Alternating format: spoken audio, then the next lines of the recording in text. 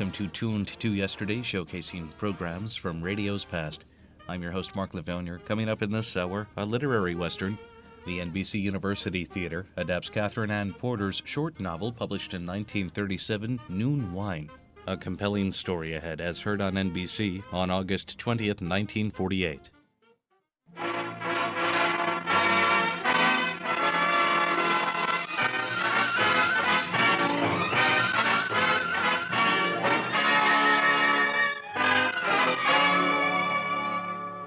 This is the NBC University Theater, presenting the fourth in a series of 5 radio plays based on great American stories. Tonight, our story is Noon Wine by Catherine Ann Porter, starring Beulah Bondi as Ellie Thompson.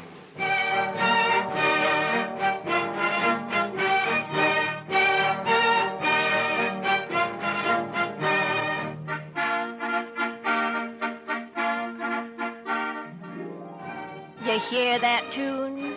You don't know what it is, do you? No way for you to know. I don't know either. Don't know when I first heard it, but now it runs in my head day after day. Seems like I can even hear it in my dreams. Seems like I can't remember a time when I hadn't heard it. There was a time, though, if I think back. We lived on a farm in Texas, Mr. Thompson and me. Little dairy farm down in the hottest part of the state. But it was a nice little place. Had a good cold spring on the property. Only farm in the neighborhood that had that. But somehow things just didn't ever seem to go too well for us. I don't want you to think Mr. Thompson was to blame. There never was a finer man for paying his taxes regular and giving toward the preacher's salary every year, even if he didn't always get to church. And doing his best about raising our boys. Maybe it's 'cause I never been strong. I don't know. Somehow nothing ever seemed to go. Hi there, Ellie. I'm back. I heard you drive in, Mr. Thompson. You're back early today. Oh, not any earlier than usual. Here, I'll get the rest of the water for you. I got about enough, I reckon. I declare that pup works harder than every day. Yeah, I've been meaning to get to that pump. Come on, let's go up to the kitchen. Too blame hot out here. Everything sail all right market today? Well, mostly everything. Milk I got this morning didn't seem to taste so good. Don't know why that keeps happening. We got the best stock. I don't know. Must be something about the feed. Folks said the butter wasn't too good last week. Didn't seem like they wanted to buy much today. Want this water over here by the sink? All right, they'll be fine. I noticed something a little funny about the butter I kept out for us to use, too. It's time the churn and the scoops were boiled out again. I'll try and do it tomorrow. Ellie, don't you go putting a hand to them things. You just sit and rest yourself. Oh, And when you're feeling better, you can... Well, it just seems like I never do feel better. Reckon I'm not much of a wife or a man. Now, look here, old gal. You can shut up with that kind of talk. Guess I ought to be man enough to turn my hand to a woman's work. What about that? Well, it does seem like those hired men could do something once in a while. Those no-count, low-down... I'm tired. Anything to eat? You're as bad as those 2 boys of yours. Now, don't you go spoiling your supper. Here. I'll be ready as soon as the cornbread. Oh, here they come. I never saw the beat of it. Don't see hide nor hair of 'em all day when there's work to be done, but quick as it comes dinner time. Hey, Ma, supper ready? Quiet down, you two. I'm hungry. Where's supper? You'll get no supper till you get out that pump and wash your faces and hands. Oh, I ain't dirty. Me neither. Get a move on, you two, and mind your mother. Make Herb go first. He's littler. Make Arthur go. He's dirtier. Besides, he'll eat all the cornbread. Who's dirty, you dumbbell? I'll show you who's dirty. How you like that? Boys, now you stop You that. two want a good whaling out of me? Oh, now what? All over my clean floor. Now get out to the barn, both of you. I'll teach you to fight in your mother's kitchen. Now, Mr. Don't hit them. They're only babies. Ellie, you can't let them get away with that. Well, please, Mr. Thompson. Go on, then. Get up to bed, you two. And no supper. But, Pa... Get, I said. Yes, sir. Come on, you. Mr. Thompson, you mustn't be so rough on the boys. Rough on them? Young hoodlums. Just look at this mess now. I was doing a man's work when I was their age. And I tell you, Ellie, I ain't gonna have no useless boys on my hands, or I'll know the reason why.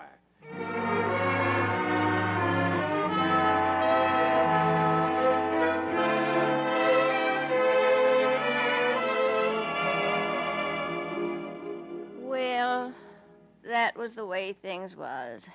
We didn't seem to do too well with anything. It was different, though, after Mr. Helton came. Just walked in off the road one day, and somehow everything was changed. Not right away, of course. First, it was just we had a new hired man. I didn't see him when he come. I was laying down. Mr. Thompson was doing my work like always, churning the butter. He never did like to churn, and he did it kind of like he was driving a horse. I could hear the churn a-swishing, and I heard the gate creak out in front, and after a minute, there was voices. Howdy, stranger. Can I do something for you? I need work. You need a man here? Work, huh? Well, sit down. Maybe we can make a deal. I'm a good man. Well, I can use one. I had a couple, but they got in a scrape and landed in jail. Where'd you work last? North Dakota. That's a right smart distance off, ain't it? I do everything on the farm. Cheap and need work. That's all. Well, Thompson's my name, Mr. Royal Earl Thompson. Helton. Olaf Helton. Well, what I want to know is, Helton, how much you fixing to gouge out of me? I'm a good worker. I got $1 a day. What? Why, for that money, I'd hire out myself.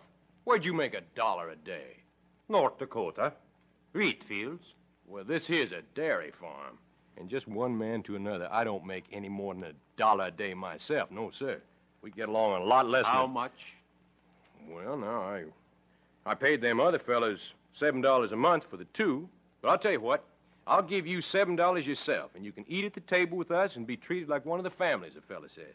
That's all right. I take it. It's a deal, then, huh? Where'd you say you worked last? North Dakota. Well, one place as good as another, I reckon. You're a foreigner, ain't you? I'm a Swede. A Swede? Well, I'll be darned. I never seen any Swedes in this neck of the woods. That's all right. I might even say you're the first Swede I ever laid eyes on. That's all right. A Swede? Well, you might as well start in with that churn. You know what to do with butter after you get it, don't you? And no butter business. Well, I'll be going along then and tell Miss Thompson you're here. Ellie? Oh, Ellie, you sleep? No. What's all the noise out there? Your head feel any better? Oh, I don't know. What is it out there? The fella says he's a Swede. Says he knows how to make butter. Well, I hope it's the truth. Don't you fret. He'll finish up the butter anyway. Well, I'm going to ride in town and get a little order of groceries. All right, Mr. Thompson. Now, don't you linger now. Don't know what you're talking about, Ellie. You do, too. Don't you be going to the hotel. Now, Ellie, a couple of little drinks never hurt nobody. I never took a drink in my life, and what's more, I never will. Oh, wasn't talking about women. Now, Mr. Thompson. You just lie right there and go to sleep, Ellie. I'll be back before you know it. Now, you just remember what I said, Mr. Thompson. You remember.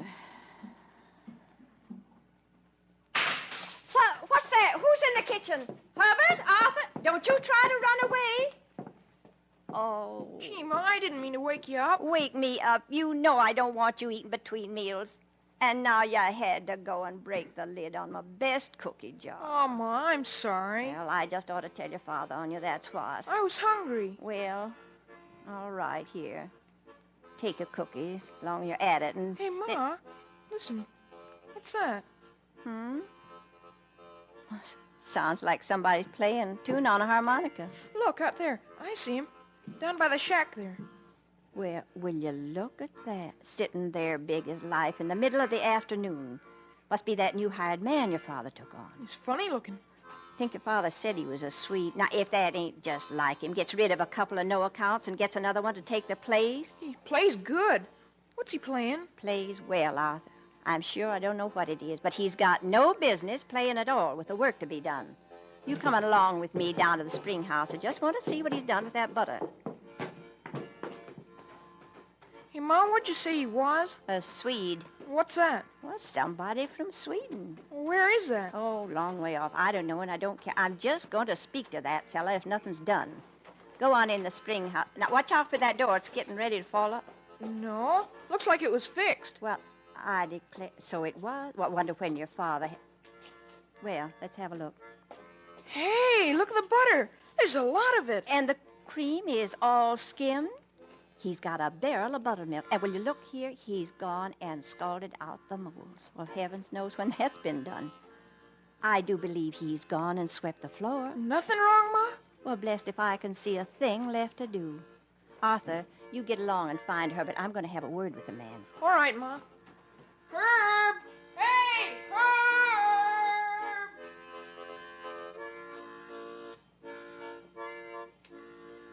I'd been all ready to scold him, poor man, and all that good, clean work done in no time at all.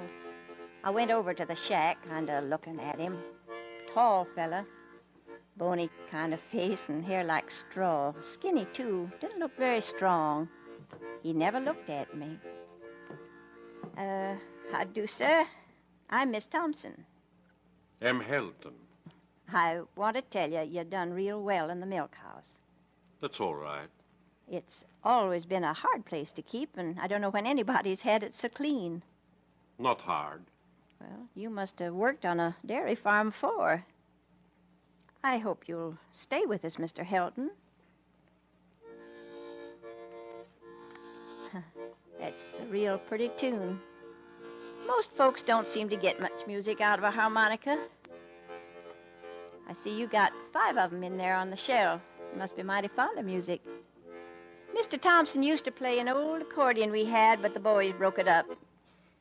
What you say? Oh, you know how little boys are. You better set those harmonicas up higher. They'll be after 'em. Mr. Helton, look out you don't fall. Yeah, they won't get them now. That'll do, I guess, up there under the roof. Well, it'll be time for dinner.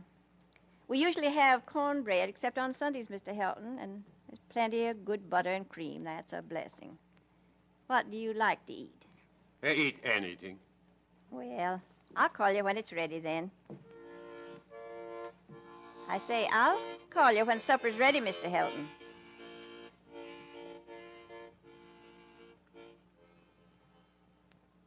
Supper's nearly ready. We was playing Indian, Ma. Well, you play later. Your pa'll be right in. You all washed. You know what'll happen if you ain't. Yes, we're washed. Hey, Ma, when can I see the big Swede? Arthur says there's a big Swede. Now, you stop talking like that about Mr. Helton. Hey, Ellie, I took a look around. That Swede sure is grinding out the labor. Supper nearly ready, old gal? You smell like a topa, Mr. Thompson. You can sit down. Arthur, will you call Mr. Helton for supper? Hey, Helton! Supper's ready. You big Swede. Now, there's no way to act. You go on out there and tell him decent. Do like your ma says. You call? Well, that was quick. Sit right there, Mr. Helton. Come on, you two hoodlums. Yes, sir. Lord, for all these and thy other blessings, we thank thee in Jesus' name, amen. Herbert, I didn't touch it. you did so? Now, Mr. Helton, take some beans, and there's plenty of ham and cornbread. Corn's coming up pretty good, Helton. Did you notice? Weather's getting mighty hot hereabouts, Mr. Helton. Hope it won't be too much for you. Well, you didn't take much bread, Mr. Helton. There's plenty. They got enough. Ain't got enough. Arthur, you shut up. Say, Helton, funny thing happened at the hotel today. There's an old goat hangs around there, and a couple of boys fed him a bucket of beer. Well, it hit him just like he was a man. He run around to you to swore he was going to kick the bucket. That was pretty funny, huh, Ellie? Now, Mr. Thompson, you know what I think of that story. You see, Helton, that's the way women are, like the feller says. Mr. Helton, you're not finished already. Well, won't you have more? Good night, Mr. Helton. Good night. Good night. Good night. No, this way. Good night. Now, you stop that making fun of a poor man. I tell you, Ellie, they're nothing but heathens. Now, get to bed, you two. Go on, before I take the hide off you. All right, we're going. Come on, Herbie, I'll race you. Come on. Oh, you shouldn't pick on him, Mr. Thompson. Who's picking? We got to raise them. Say, Ellie, you know that Swede's about the closest mouthed feller I ever seen. Must be afraid he'll crack his jaw. Well, maybe it's good to have a man keep his mouth shut. Let you do the talking, huh, old gal? Only thing is, he don't eat enough. I like to see a man relish a good meal.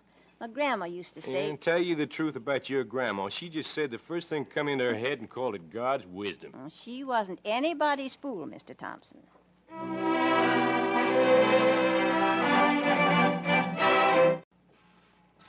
Morning, Helton. Morning. Oh, see you got the milking almost done. You know, that's a job I never liked. Cows, I don't know. They got such dumb faces. I like cows. Well, that's good. Glad to hear it.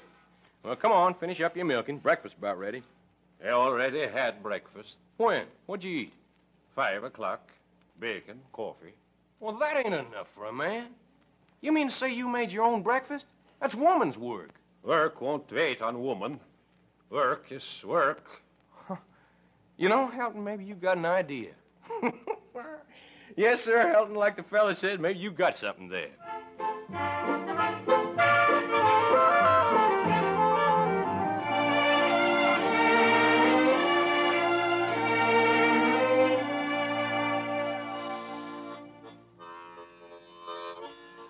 Say, Helton, keep an eye on the place, will you? I gotta go into town and get some feed. Don't buy feed. I got a bin full of old corn saved up. Be enough. Don't buy feed. What's this picture you give me, Helton? Cheese press. They sell it in the mail order house. You buy this. What for? It's a good thing. You buy this and make cheese. Cheese is good to sell. Say, Helton, what's become of that old rake I had laying around? In my shack. No go this way. I fix it. Well, Ellie, I went and asked Mr. Helton if he wanted to go to church with you on Sunday, like you said. What'd he say, Mr. Thompson? What do you think? Says Sunday's like any other day. He's got work. I tell you, Ellie, that fella's a working fool.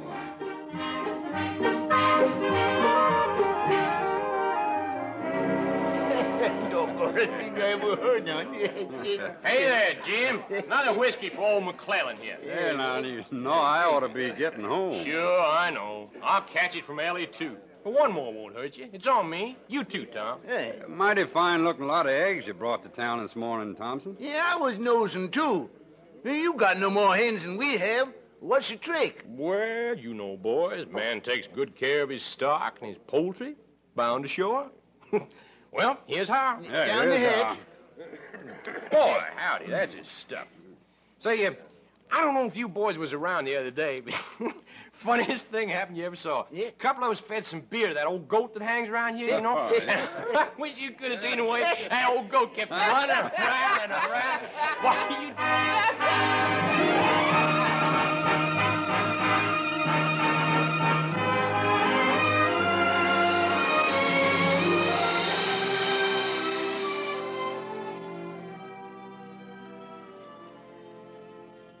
Nice out here this evening, ain't it, Mr. Thompson? Sure is, Ellie. But I never thought I'd have nothing so fancy as a swing on my front porch. Oh, now you hush. You don't mind sitting in it, I notice. It's real pretty. Well, you look real pretty yourself, old gal. Oh, Mr. Thompson, I do not. Well, I say you do. Say, Ellie, you know, I've been thinking, we got a little extra in the bank now. Ain't it about time you was buying yourself a fancy new dress? Oh, I got no need for one, Mr. Thompson. Sure you do. I got the finest looking wife in the county, and I aim for folks to know it. A dress. And one of them flimsy things. You remember that blue thing you had when you was teaching Sunday school before we was married? Oh, I declare. You always liked that dress, but I never thought you remembered it. Why, that was a long time ago. Not so long as all that. Guess Helton's got all the chores done. I'll give him another raise in pay today. Did he ask for it? Oh, you know he don't ask. There'd be too many words for him to talk. I'll just give it to him. Well, heaven knows he's worth it. He sure is. I don't mind letting him know I appreciate it. I reckon he'll buy a new harmonica. He's got 10 now. 10? I had to go down the shack the other day, and I seen him. Well, you'd think with all that he could learn one new tune. Just one. Well, it's funny. But I don't even notice him playing that anymore. Just seems like it's a part of him.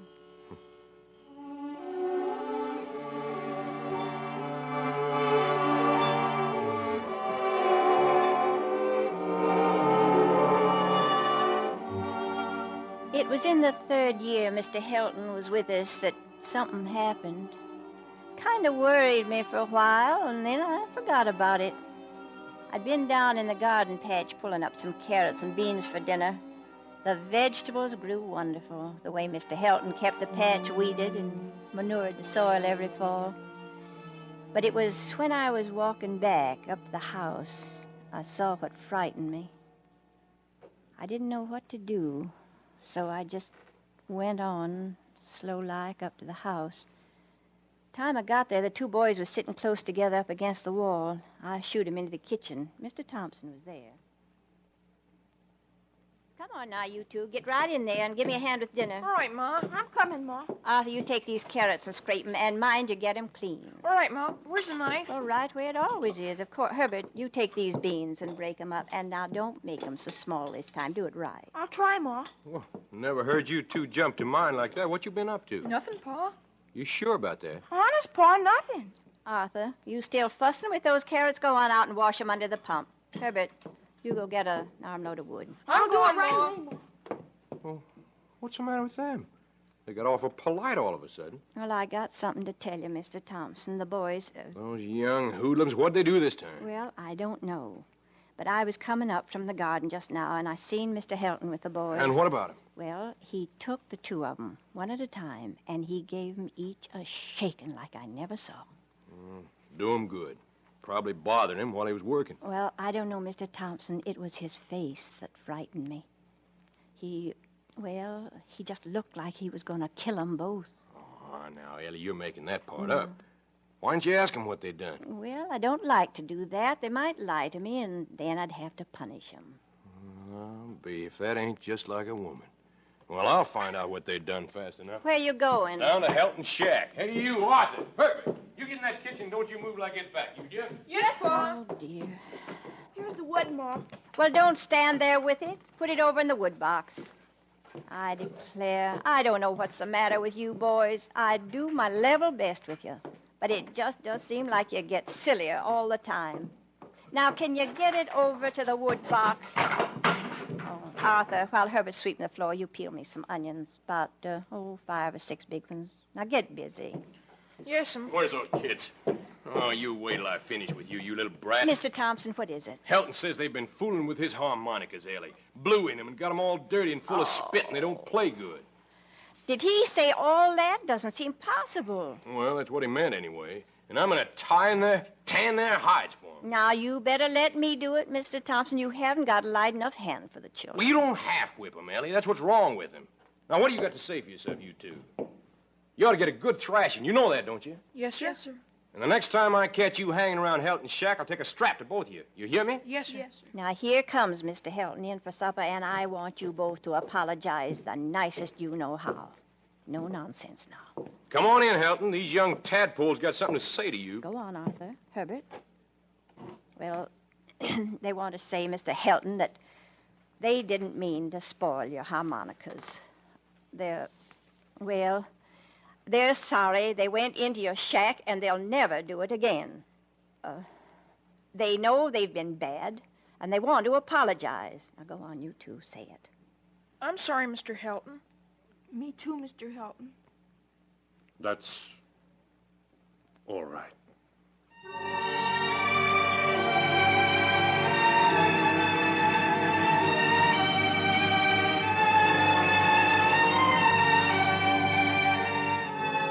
By the time I went to sleep that night, I'd about figured out that what really scared me was the idea Mr. Helton might go away. I just couldn't think at all of what we'd do with him gone.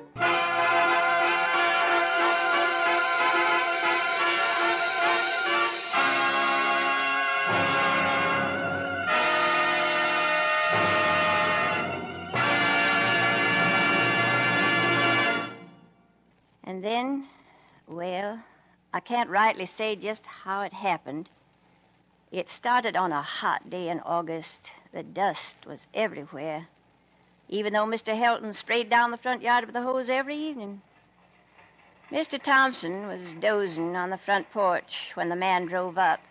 I seen him out the window, sort of a fat man with a mean kind of a face, not the kind you'd take to at all. I just wondered what anybody'd be hiring a rig and driving out for a day like that. But then I didn't pay no attention. It was just too hot. Hey there. Oh, how do, sir? I must have dozed off. Well, a man's got a right to do that day like this. You Mr. Thompson, Mr. Royal Earl Thompson? That's my name. Well, Hatch is my name, Mr. Homer T. Hatch, and I'd just like to have a little talk with you. It won't cost you a cent. Guess that's fair enough. Why don't you sit down right here and tell me your business? Don't want to hurry you, but we got our chores to do. Well, now, Mr. Thompson, fact is I'm looking for a man named Helton, Olaf Eric Helton from North Dakota. If you got him here, I wouldn't mind having a little talk with him if it's all the same to you. I don't know his middle name, but he's right here. 9 years now. Mighty steady man. You can tell anybody I said so. Well, I'm glad to hear it. Glad to hear he settled down and mended his ways. If you want to speak to him, I'll go round him up. Oh, no hurry, no hurry, no hurry. A few minutes don't make no difference. Well, you got any business with him, he'd like to get it over with. He don't dawdle any. That's him playing that tune now. Now's your time. Still playing that, is he? Know it like the palm of my own hand. Never heard him say what it was, though. Yeah, that's a kind of Scandinavian song. Sing it a lot up in North Dakota.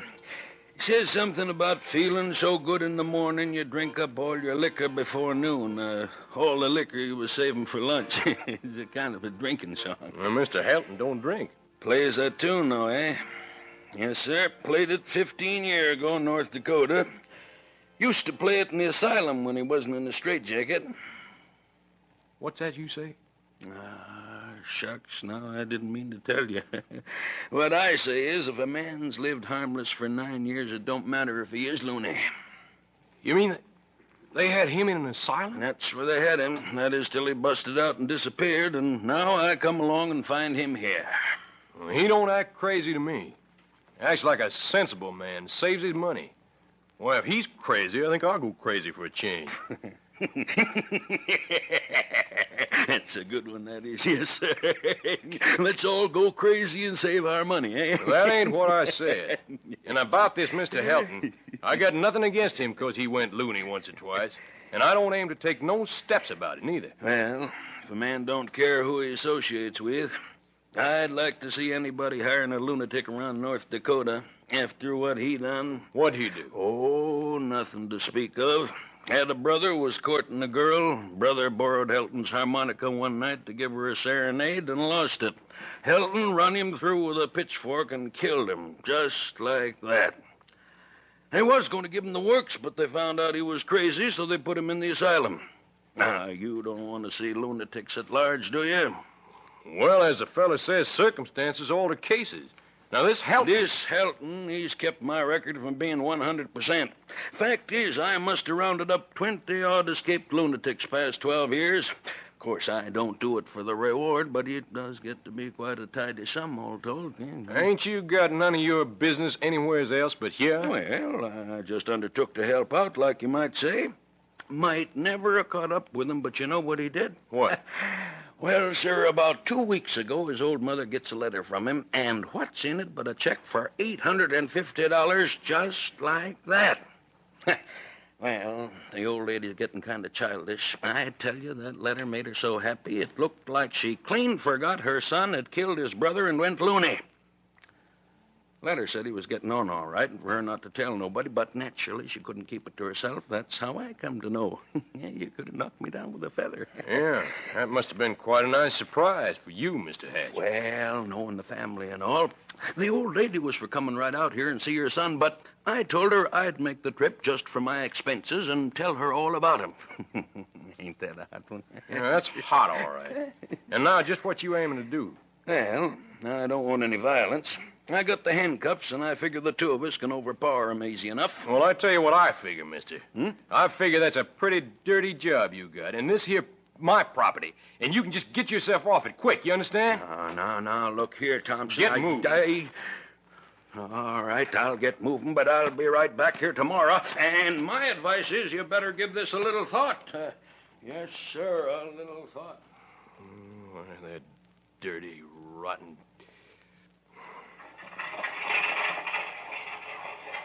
I heard you talking to someone out here, Mr. Thompson. Who was it? It wasn't nobody, Ellie. Just a fella stopped in off the road. But it sounded like you was arguing. What did he... I told you, Ellie, it wasn't nobody. You won't see him around no more. I don't want to hear no more about it.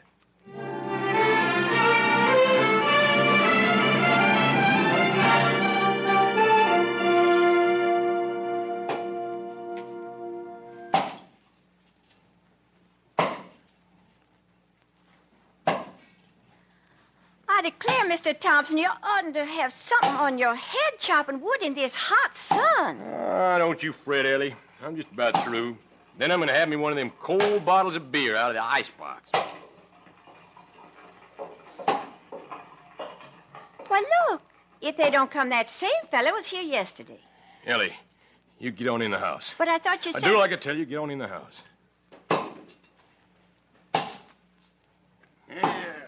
I see you're getting a little work done, Mr. Thompson. Hatch, I told you yesterday to get off my property and stay off. Now, look here, Thompson. I gave you time to think. Now, maybe I kind of threw you off yesterday, but a man like yourself ain't going to stand in the way of getting an escaped lunatic back where he belongs. I tell you, Helton ain't crazy, and he's staying here. Now, listen, Thompson, if you won't help me, I'll get help somewhere else. Well, get it where you want, only get out. Why, you going to let me take him or ain't you? No, I ain't.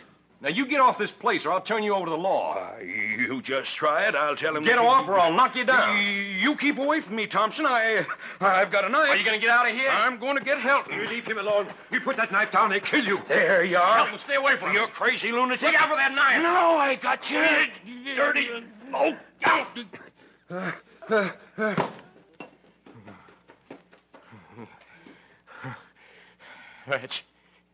Hatch. Get up. Get up. Get out of here. Mr. Thompson? Mr. Thompson! Ellie. He killed Helton. Mr. Thompson, what is it? What's happened? Oh. Who is this man? He killed Helton, Ellie. I had to knock him out with the axe. But there goes Mr. Helton. Now see him. He's clear off there. He's running away. He killed Helton. I saw it. He killed him with a knife. I had to knock him out. But now he won't come to. Ellie, he won't come to. Mr. Thompson covered up the man with a piece of wagon canvas and rode into town for the sheriff. When he got back, he came to our room and he told me what I was to say. Never been a time before when I couldn't tell the truth to anybody. But Mr. Thompson told me what I was to say, and I said it. Ain't that right, Ellie? You seen the whole thing, didn't you? What? Come on, Ellie. Tell Mr. Burley. He's my lawyer. He's got to know everything. Now, you came out of the house, Mrs. Thompson, and you saw Mr. Hatch go after Mr. Helton with a knife? Yes, that's right. Mr. Thompson was just trying to save Mr. Helton's life. I saw it all. But I tell you, Mr. Burley, I wasn't going to kill him. I only wanted to keep him off Helton. I only meant to knock him down. Yeah, that'll be pretty hard for the jury to swallow, Thompson. You hit him with the axe, didn't you? Well, I guess I did, but I tell you, I can't remember. All I know is... Well, never mind that. Hatch didn't have any right on your property. If he had any scores to settle with Helton... Well, he was coming to take him because he was a lunatic, and he wasn't no lunatic. You can't say that. You'll have to say you didn't know what Hatch was there for. Well, why? Well, it won't do your case any good for the jury to know that you knew that man was crazy. Not after the way he acted. Oh, poor Mr. Helton.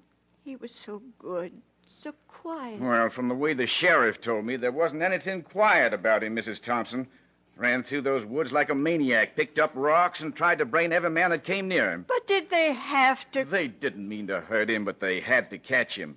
Maybe never would have got him, but he stopped to pick up a couple of harmonicas that fell out of his pocket. Can you imagine a man thinking about harmonicas at a time like that? Him, I can. They tried to go easy on him, but, well, he was hurt too bad already. He couldn't live. Now, nobody's going to believe he was as quiet as you say for 9 years. So you just don't say one word in that trial without I tell you. But I gotta tell him. You don't gotta tell him anything. You plead not guilty, and I'll do the rest. I promise you, Thompson, in a couple of weeks, you'll have forgotten all about it.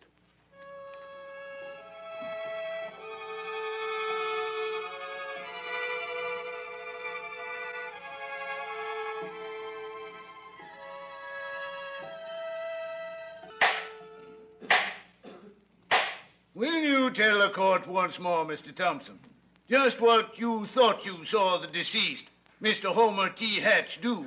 Think nothing. I tell you, I seen that Hatch put that knife into Mr. Helton's belly and rip it up like slitting a sow. Then how do you explain the fact that when this Helton was caught, there wasn't a knife scratch on him anywhere? Oh, I don't explain it. I'm just telling you what I seen. As representative of the family of the murdered Mr. Hatch... I object to the use of that term. Sustained. It is ceased, Mr. Hatch. I suggest to the court that Mr. Thompson, who says he saw Helton wounded with a knife when we know there was no wound, is himself pretending lunacy, just as he pretends ignorance of the fact that this Helton, whom he allowed to endanger the Commonwealth for 9 years, was a dangerous maniac. I object. Sustained. Stick to the facts. Your witness, Mr. Burley. Mr. Thompson, the day before the unfortunate accident, you'd put Mr. Hatch off your property in a peaceable manner and warned him to stay off. That's right. And the very next day, he again trespassed on your property and assaulted you and your hired man. That's right. And you merely defended your rights, your life and Helton's life against Mr. Hatch. But I didn't mean to... Thank you, Mr. Thompson. I asked the court to recall Mrs. Ellie Thompson. Mrs. Ellie Thompson, take the stand.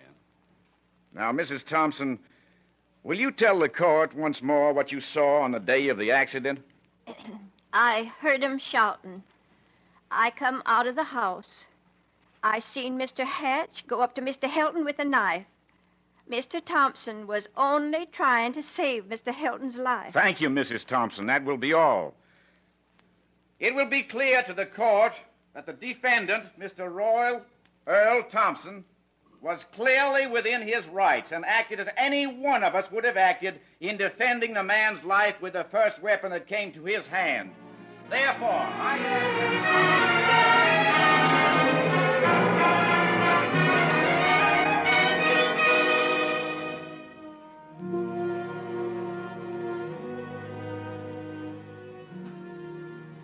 I kept saying what I was supposed to say. That I'd seen the whole thing and that everything Mr. Thompson said was true. But I keep seeing the faces of my boys sitting there in the front row. And then, after it was all over, Mr. Thompson couldn't leave it alone. If only he'd left it alone, we might have made out some way.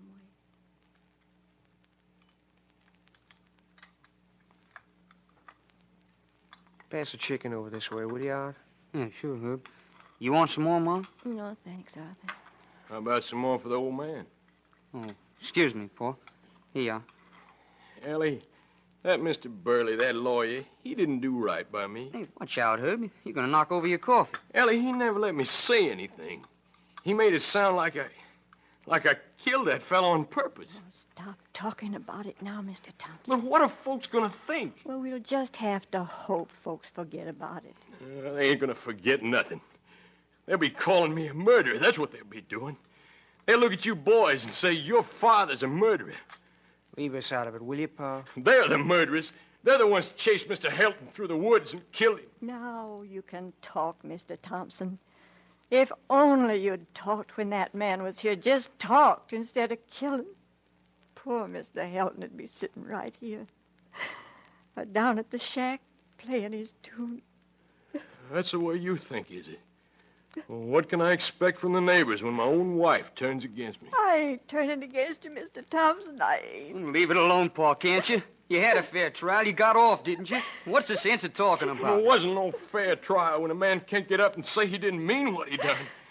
People got to know. I got to tell them. You won't do no good, Pa. You'll just mix the whole thing up worse than ever. Well, I'm going to tell them. And, Ellie, you're going with me and tell them, too. You can't do that tomorrow. You stay out of this. But I didn't see nothing, Mr. Thompson. Don't say that. Don't never say that.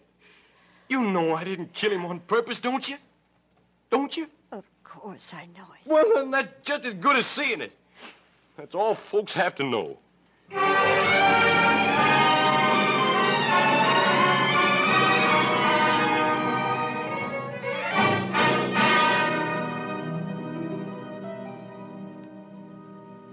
Like I say, McClellan, me and Ellie were just driving along this way. We thought we'd stop in, like. Well, mighty thoughtful of you, Thompson.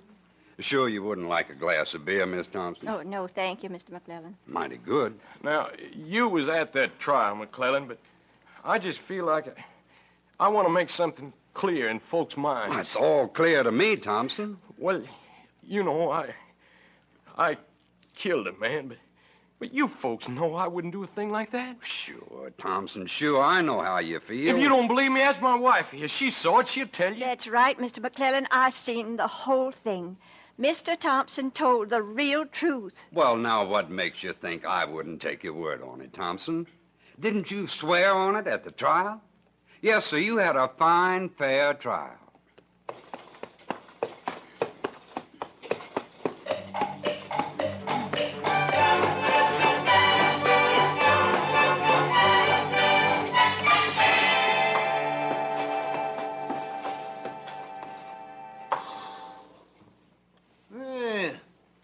Ain't Thompson.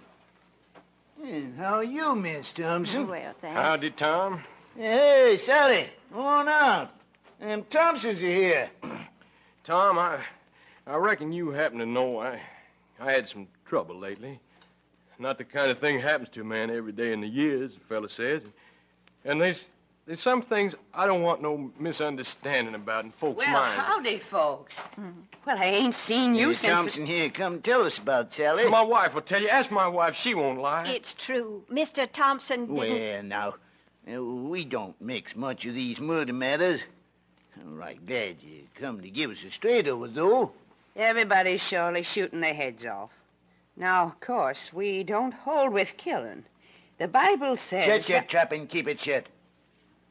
Now, Thompson, it sure looks to me... We mustn't linger, Mr. Thompson. Yeah, that's right. We can't stay. We be going now. We got a long way to go.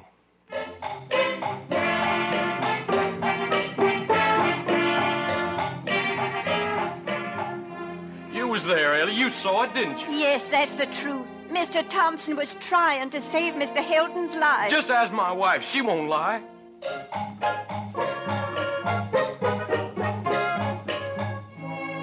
Well, I'd be glad to have you come in, folks, but you see, my wife's sister, she's here with a raft of young ones. The house is pretty full, that's a fact.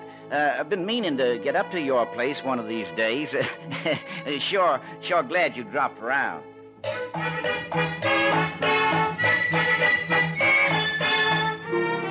Them folks always was fair weather friends. Let's go home, Mr. Thompson. Let's go home.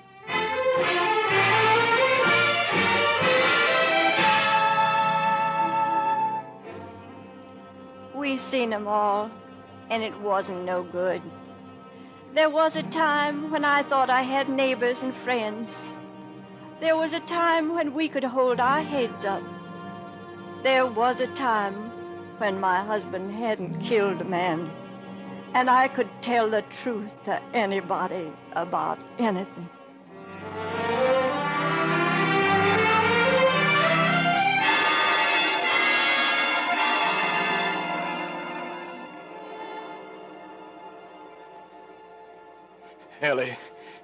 Ellie. You sleep, Ellie? No, I'm awake, Mr. Thompson. I just don't understand it, Ellie. I don't understand how that Hatch fella come to get killed. Oh, never mind. Never mind. Farthest thing from my mind was killing. You know that. Yes.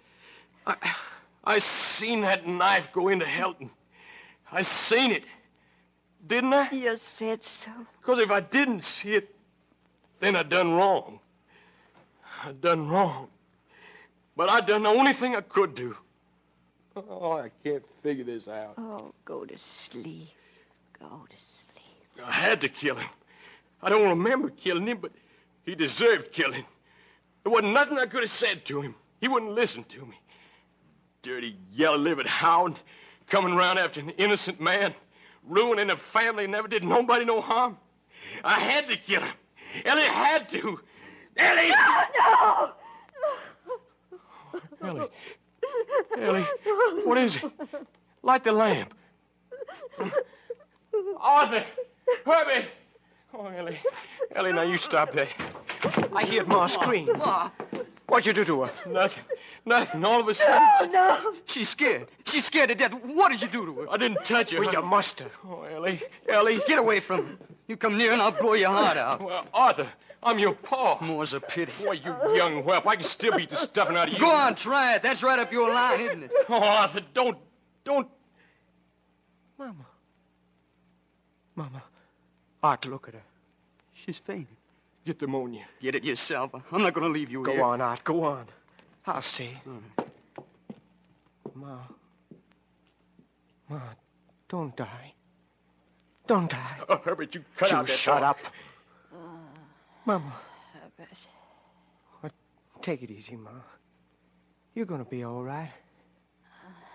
It's nothing. Now, don't you worry, Herbert. Here's the ammonia. Ellie, now. Well, now she's fainted again. Give me that bottle, Art. Boys, I reckon I'll ride over and get the doctor. Don't look like all this fainting's a good sign. All right, go on. Go now. You keep watch till I get back, huh? I'm going now. Don't you boys get any notions in your head. I never did your mother any harm in my life. Well, look after her. You hear me? Is he out? I think so. Well, gee, Art. Shut up. Where's that ammonia? Here, Ma. Take it easy. It's all right, Ma. Everything's all right. Your father. What happened? Well, nothing, Ma. Pa's going for the doctor. No need for no doctor. Just lie still, Ma. Funny. I must have been dreaming. I thought I heard Mr. Hilton out there playing on his harmonica like he used to. He ain't there, Ma. Nobody's there. Mr. Hilton was a good man. Your father, he's a good man, too. Don't want you boys thinking any different. Oh, sure, Ma. The doctor will be here pretty soon. He told the truth. He must have told the truth. He wouldn't lie. I'll go. What is it? Herbert, what was it? Just take it easy, Ma. Everything's gonna be all right.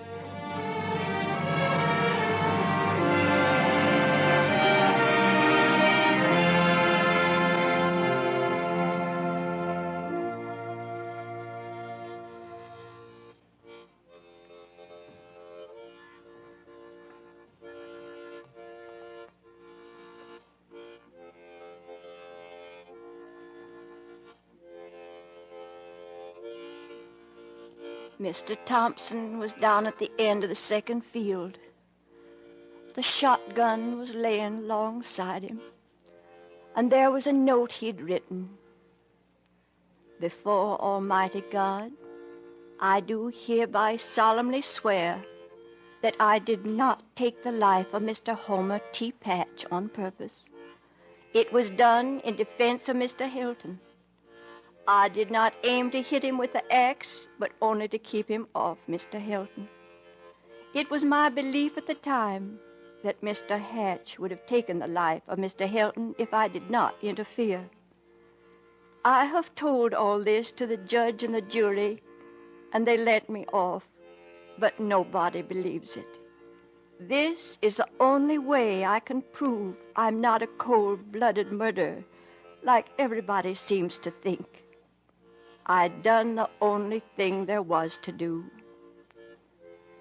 The next line he'd written, my wife, and then he'd scratched it out. It was Mr. Homer T. Patch who came to do wrong to a harmless man. He caused all this trouble, and he deserved to die. But I'm sorry it was me who had to kill him. So that's the way it was. Folks are being kind now. I reckon you have to go on living some way. But that tune, they said it was about a man drinking up all his noon wine. He felt so good in the morning. If only that tune wouldn't keep running in my head.